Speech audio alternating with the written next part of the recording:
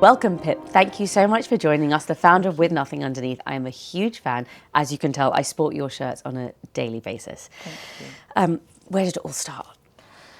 So I was working in magazines. I was in the British Vogue fashion team, and I was seeing shirts. I was seeing clothing and shirts and style and fashion on a daily basis.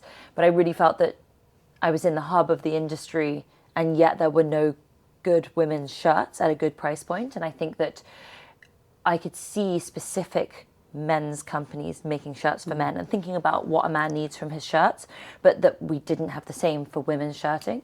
So I sort of came up with the idea then, just sort of something I thought about, and then I went to Tatler to be their jewelry editor. And while I was there, I continued to think about it, and then I just thought, oh, why don't I just make some? So you said the shirts are specifically designed for men. So what's a specific design for women? Now, I know obviously buttons the other side and, you know, all that stuff, but... So I think that a lot of the shirts on the market for women had, you know, sort of horrible darts, and it was very tailored and just, in my opinion, not nice or cool. And what I loved about a men's shirt was that, like, the bagginess, but the sharp collar and a strong cuff. So you could sort of go for that nice big oversized look, but then with a like neat bottom or a jean or whatever. So it was about taking the concept of the men's sensibilities, that more masculine feel, but adjusting it for women. So move the buttons so that they sit in the right place. So your bra doesn't show or it doesn't pull across the chest. Yeah. But also bringing that same bit of bag to the body. So if you are bigger busted or bigger in the chest, then it's not going to be tight on you. Yeah. And bringing up the sleeves. So, you know, an actual man's shirt's going to be way too long. So, you know, adjusting that, but leaving a nice strong cuff and leaving a nice strong collar. So I think all of those things, when it came to the core shirting ideals, it was really just adjusting a man's shirt for women's bodies. All right. It's interesting because I wear it under a suit, jeans, beach, throw on, everything. It really works seamlessly across everything. Totally. Effortless style. So what does effortless style mean to you? You know, I think it's that's really like at the core of the brand, especially now we're moving into new categories. For me, I'm not that into fashion per se. It's more about, I care about how I look and how I dress and how I feel, but in a very like nonchalant, relaxed manner. I don't have time to think about it too much, and I just want to chuck my clothes on and feel good about it. And I think that for me, every time we create a product, jumper, a trouser, a shirt, we're going, is that effortless? Is that easy? Can you chuck it on? You know, we launched a dress this summer, which sold out in 6 days. Incredible. And that had no fastenings. It was just a chuck over your head linen dress. Sold out. Yeah. Everyone wanted it because it was easy summer dressing. And I think that the ease to our days, especially as women who are very busy, I think that's really important, but also allowing it to work for your style and how you want it to make you feel every day. So you don't produce seasonally? Technically we do, in the sense of, you know, we've just dropped wool knits for winter. Right. But we don't mark down, we don't go into sale at the end of the season. Everything will carry on going around until we sell it. So it means that we don't overproduce, we don't have excess waste, and it means that every item we make, we're really thinking about, is this classic, is this timeless, is this lasting forever? You know, this shirt is 3 years old, and it still works. Yeah, it works. It's one of our best sellers, the denim, and I think that the whole point is that when you buy one of our items of clothing, we're not looking for a flash in the pan trend or a quick moment. We want you to be like living in it and loving it for a long time to come. Quiet luxury is a real buzz term, and you've got a lot of the super luxe brands that are doing it, and With Nothing Underneath is right up there. What do you think is the longevity for quiet luxury? I think it's one of those things where it's right now it's a talking point, but that doesn't mean it's actually new. I think that it's been around forever. Shirting has always been something that has been worn, you know, across social sectors, and both from, you know, home to the boardroom. And I think that sort of like subtle, understated, elegant dressing has always been around. I think that at a time of economic turmoil, we do tend to see people moving to more of a utility style of dressing, uniformity, and that's definitely been the case in the last few years. People have definitely leaned on more like staid classics as opposed to like bright, fun pops. Yeah. And I think that's an economic pattern that has been in the fashion industry for the whole time. So you've actually just raised investment because you've got the shirts are obviously the staple, but there's a ton of other things in your lines now. How is it raising investment? There's some, I mean, bonkers stats about raising investment for women. Such a small amount of investment goes to female businesses. Yes. How was that process? How did you navigate it as a woman? It was definitely tough. I think that for us, we have always been profitable, and that, you know, that which this is going to sound crazy, but most, especially fashion brands, aren't. So we were starting on a strong footing, and we also weren't raising because we had to. We were raising because we wanted to. Sure. So if we hadn't got the numbers or the what we wanted out of it, we could have just said, actually, no, let's not do this right now. Whereas obviously a lot of the time when people are fundraising, they're fundraising from a like back foot position. Yeah. So I think that we're lucky that we went in generally like that. But so we raised about a year ago. We sort of took the money a year ago, but the process was about 9 months long. We met with quite a few different funds, and you know, it's really a two-way street. It's about you're trying to work out, you know, do I want to get into bed with these people for a long time? Do I think they're going to be good for my business? It's not just a money transaction. Of course, and then ditto there, of course. You know, I think a lot of the time, so me and my COO Laura, we sort of are the yin and yang of the business, and I think, you know, at the end of the day, of course they're looking at the metrics of the business, but they're also looking at Laura and I, our dynamic, and do they want to invest in us? And I think that's probably the biggest question they're asking themselves at that time. And ensuring you can keep your vision of the business is so important. Totally. And that everyone's aligned in the end game, because I think at the end of the day, especially with VC funding, you know, you have to be ready to go into it and want to scale fast. Yeah. Whereas, which is what we want to do, but we were very clear to them that the model needed to remain how we've always made it. Yeah. We would remain with our manufacturers. We would maintain all the core values. We're a B Corp, and they loved that. They really wanted to work with us on that, as opposed to work against that. Often you hear horror stories about when people take money for fast growth, where everyone's just looking at the margin points, and so the quality goes down, the price goes up, and the consumer's not happy.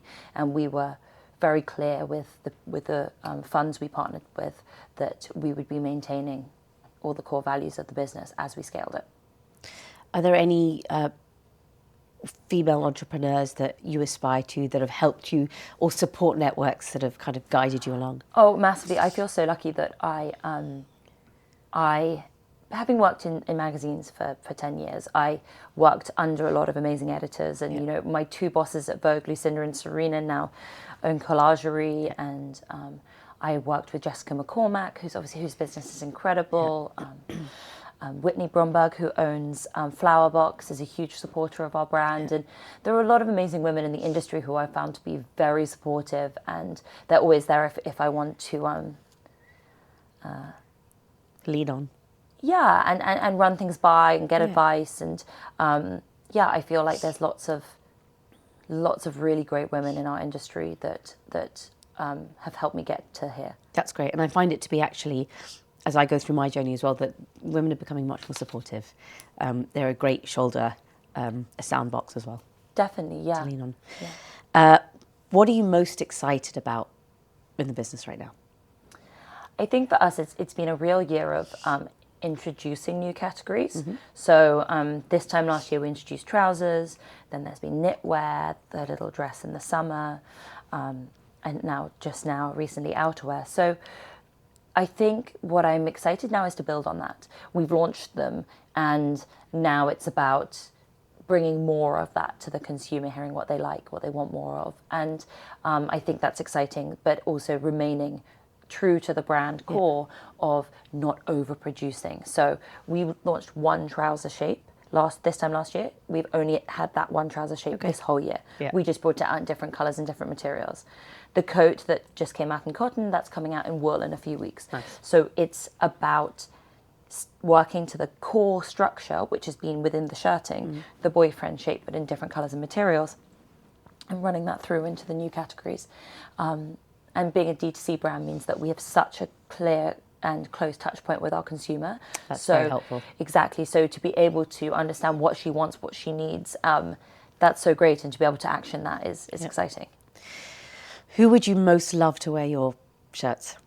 Or coats, or trousers? If you had asked me about 3 weeks ago, I would have said the Princess of Wales, but she has just worn our white shirt. So I'm very happy. I'm a huge fan. So that's very exciting. I think for me, we're so lucky. We've had lots of wonderful people wearing the brand, from business owners to politicians to heads of state, and I, of course, we get such a thrill from that.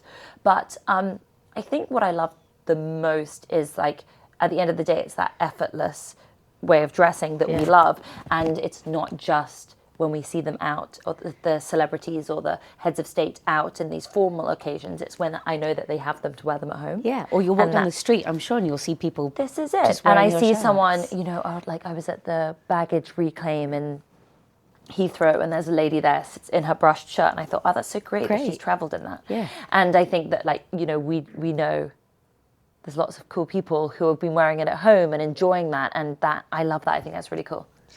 Let's talk out of office. Yeah. You're a mum. Mm-hmm. How do you balance it? Oh, do you balance it? Is there a balance? There is no balance. No, it's really hard. It's really, really hard, and I think that just keeping perspective is probably the thing I try and do the most. But I don't know if no one has the answer. I certainly don't. So I feel like you've stumbled on that one. I don't blame you. I totally get it. No one has the answer. I think that anyone doing any job, having a child, is really hard. Yeah. We're just doing our best, I think. But it's great to see that it's kind of growing so quickly, as fast as kids, right? Yeah. Talking about travel, going away, what are your packing heroes? Oh, God, are we talking family packing or are we talking You're packing? Okay. You're packing. They're two different things. Yeah, no, you're packing. For me,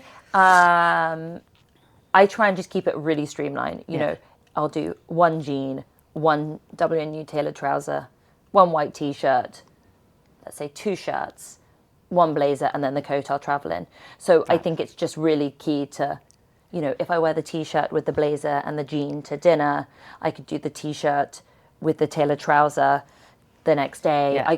You can keep rotating. Yeah. So I think it's just about having like a rotating uniform, which is really how I dress at home. Yeah. And then jewelry, I think, is quite crucial. So if I want to take one shirt that I know I'm going to wear for meetings, I'll probably take a big earring. Yeah. And then I can lift Dress up it the up. evening. Exactly. But yeah, minimal packing is the key. That's really nailing the capsule travel wardrobe. Exactly. It's perfect. Yeah, definitely. And non-clothing wise, downloading good telly. Yeah, but downloading good telly for the plane. All right. Yeah. Very good. Are there any travel rituals you follow? Moisturising, don't we all? Yeah. I feel like I just want to be moisturised at all times. Okay. Like the masks and the, Do you everything. do that? Do you do the masks on the plane? Yeah. I'll do the whole lot. I have my very LED light mask that I take with me. Oh, you do? Yeah. Can you get that through security? Yeah. Good to know. Yeah. They don't care. Okay. I don't think. Not yet. I'm definitely. I don't really sort of. I'm not like that high maintenance in the sense of like I don't travel with a ton of makeup or a ton of things, but I do moisturize as my crux point. Yeah. Okay, fabulous. And let's talk about mornings. Yeah. Dare we talk mornings? What's your morning routine? No, I'm a morning person. I like a morning. I mean, look, it's as you know, with a child, a morning routine is chaos, but also it really depends what we're doing. You know, if my husband's traveling for business, then I'm getting up before my daughter to get myself ready before I get her up, and then take her to nursery. But some mornings my husband will get her ready and take her, so I can do whatever I want. Yeah. So it really depends. I would say our weekends probably start with a cup of tea in bed and a book with her. So lovely. So light and quite nice and slow. But yeah, my weekends are very much kept, like sort of mornings, weekends. It's really just family time for us and the dog. What inspires you beyond fashion and beyond work? Are there any people, places, experiences? Yeah, I think art art is really, for me, it's always been a huge influence. And I think, you know, I really encourage my team to be getting out, to taking their heads out of the current everyday and going to see anything. There's so many free exhibitions in London and around the country. Yeah. And I think that you can literally take inspiration from everything. I'll literally look at the shade of green on this carpet and be like, oh, I love the different mottles. And I think it's like colours and light play and different photographers. And I think that art is a huge part of like that creative process of like what you're thinking about for the seasons ahead. And then that colour also through nature. You know, if you're walking in the countryside, the different colour of the leaves, and I think there's so much to be taken from just literally what's around us, and all of that definitely plays into WNU and the colour palettes we use. Like a lot of the colours we use are definitely Just looking up at from like natural inspirations. So yeah, I'd say that's sort of like the most. That's where I'm sort of thinking constantly. You said downloading TV shows, going on a plane. What are you listening to or reading right now? So I'm obsessed with telly. I love telly.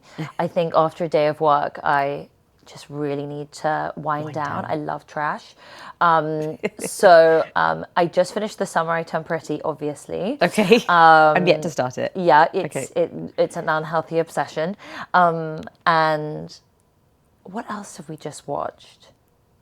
I mean, I love all the genres. I love crime. I love like documentaries, dramas, Yellowstone. Yeah. I think that's another thing. Film, I think, you know, I'll go down a rabbit hole of sort of, you know, go from Yellowstone and be like, oh, I haven't watched The Horse Whisperer in a while. And you go and watch that old sort of Robert Redford, Scarlett Johansson, you know, it's maybe 30 years old, that film now. And the way they dress, the shirting, the plaids, the denim, you know, all of that I think also plays into when we're thinking about our shoots and our creative. So I think, yeah, there's definitely a time for trash, and then I love to go back and like nostalgic film. And like I said before, your shoots are fabulous, all the pictures that you take. So thank you. And a book, I just reread Any Human Heart. Okay. Oh, it's so good. So good. And I'd read it for the first time so long ago that honestly it was like reading it. I've forgotten everything. So that's a great book. Yeah. Brilliant. I'm always intrigued to see what entrepreneurs carry around with them, their essentials. What's in your bag, if you're happy to share. You can tell that this is very authentic because it's really, I mean, obviously my laptop. That's a sturdy case right there. You know, I actually make everyone have these like sort of like army grade case because if you drop it, you know, you're done. You're okay. Yeah. I don't travel very light. My notebook, which is sort of everything from like, you know, lists, scribbles, whatever, little notes from my husband. Oh. Things like that. Fabulous. My glasses, cubits. Great. Yeah. My baseball cap, which is not a WNU one today. We sell caps. Yeah. This is my Jessica McCormack cap, which I love.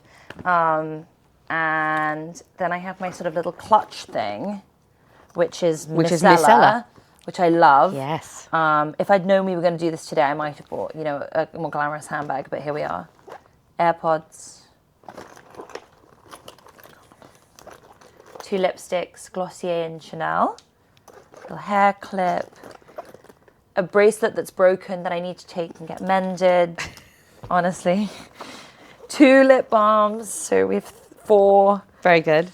Moisturised. Yeah, all my cards, obviously a pen, a cable for a phone charge, the office keys. Interestingly, no house keys, which feels like a miss. Yeah. So let's work that one out later. Exactly. Nothing else. Okay. So that's that, and my phone and my laptop charger. It's a real bag. Yeah. It's not a glamorous bag, but that is so interesting that I don't have a house key. We'll have to figure that out later. We'll have to work that one out. Yeah. It's definitely not glamorous, and then at the weekend it's even less glamorous. But I tell you what, these totes are really good. That's a very bags, useful actually. tote. I carry it around all the weekend. Just the right size. Yeah. Quick fire round. Yes. Okay. What's your coffee order or tea? English breakfast tea. Fine. Your favourite cuisine? Vietnamese. Oh. Yeah, I Favourite love restaurant? Or at home? Do you cook it? my favourite restaurant is at home. My husband is such a good cook. Ah, fabulous. Yeah. Your perfect date? Well, carrying on from that, I actually love when we sort of lay the table and my husband will cook steaks on the barbecue and then I run to the chippy. So he's on the steak, I'm on the chips. So I go to our chippy chip shop and we have chippy chips with steak, wine. Brilliant. Best date. Brilliant. An extra 5 hours of the day, how do you spend it? Sleeping. Fabulous. Yeah, I'll take some more sleep. If you're down, what cheers you up? My girlfriends, the WhatsApp groups. Yeah, I'm very lucky I have a great group of schoolgirls and we have Nice. our WhatsApp group Yep. and that's really going to keep you laughing. What's the best compliment you've ever received? When we get new starters at WNU and I sort of do that, initial check-in after a few weeks and they say, and I can say this as a sort of this is recurring. When they say, oh, everyone's so nice, it's such a lovely group. And I'm like, that's lovely, that's so nice. Yeah. Creating that culture, because we work really hard on it. And I think to build a nice team where everyone enjoys coming to work is important. Yeah, So I absolutely. think that's a really nice compliment. What's your go-to drink? Generally red wine, but I love a martini. Yeah, Good vodka. choice. What song are you listening to on repeat? The honest answer is Atomic Kitten. Oh, It's interesting. Okay. Yeah.